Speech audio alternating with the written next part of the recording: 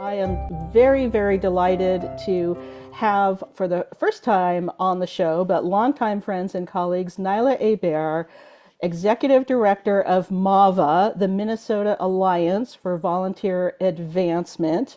And Niila, welcome to the show. We've got a lot to talk about today. We are recording this on, for the record, on January 15th of 2026. I'm pleased as punch to be here with you today. There's so much going on in the world, in our own communities, right, in our lives. But what is ever present is the ability to serve.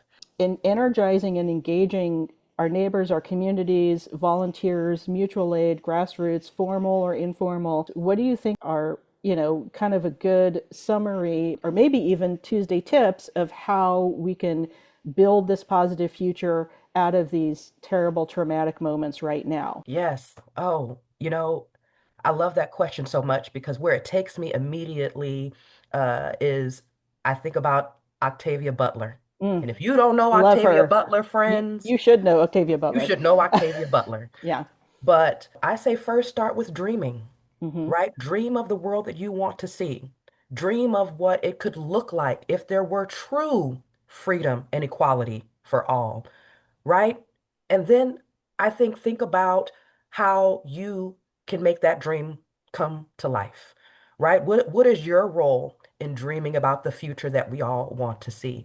Is it ensuring that, if there are young people in your home, that you're having conversations with them, right? You aren't blocking the reality of the world so that when they get to be your age, they too become shocked and in awe and in surprise, right? That there should be opportunities for them to have a safe space to learn and to ask questions and to wrestle with what their reality is versus what's happening for other folks around the world, right? So dream and talk to people.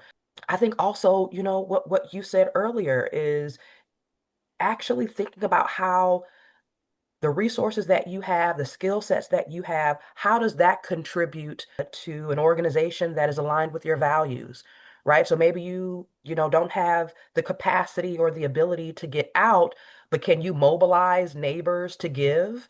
Can you turn your free little library into a free little pantry, right? There are ways in which you can show up and really show out, right? In small and big ways.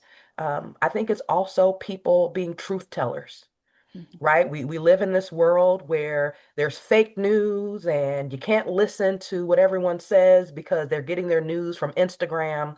But how can you be that truth teller with your family and friends and within your network, right? Like I said when I started off, I'm about keeping it 100. How can you move closer to keeping it 100 with your family and the people close to you as well?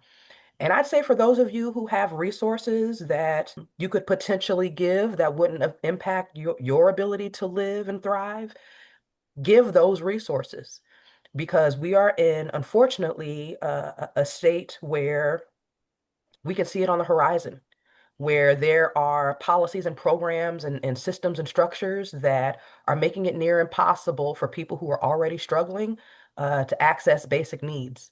So how can you show up, right, with your privilege, with your resources, and really lean in, not as a savior, but as a neighbor, and be kind. I think that's the simplest form of being an advocate is being kind. I think there's so many polarizing identities that you can take on, but being kind seems to be lacking. So let's step back more into that. And again, these aren't things that you need to read a book on or that you need to go out and take a training on, right? It's intentionality. Show up, talk to someone with a kind tone of voice. Learn a thing, ask a question, be curious. And if you're really about that life, okay, then go out and be trained. Go out and gain a new skill so that you can use your power and privilege for those who don't have that same level that you do. And that's essentially what's going to help everybody get through these moments. And I 100% agree with that. I also want to yes and that there's organizations that are have already been doing incredible work. Yes. So saying especially to the majority of the demographic and nonprofit, my white middle-aged sisters out there, that even if you're a leader of volunteers, please enter a new group with humility, and we call it quiet coyote, ears up, mouth closed. quiet coyote, ears up, mouth closed. You're in listen mode. Then you can all howl together, whatever you need to howl. There's already things in place. If you can join them, if you have, the ability, the resources to pitch in, there's a lot of pieces to this movement. Some get more attention than others, but something that I really feel inspired by your Tuesday tips is that it can take something small like a conversation with someone that does trust you and does have empathy with you and changing their mind about things, and not necessarily only having them vote differently, but that there are a number of actions to take in addition to things that they've done before. There's always something new you can do and learn. So thank you so much for those very, very timely and important Tuesday tips about the present creating the future in volunteers. Thank you so much for that.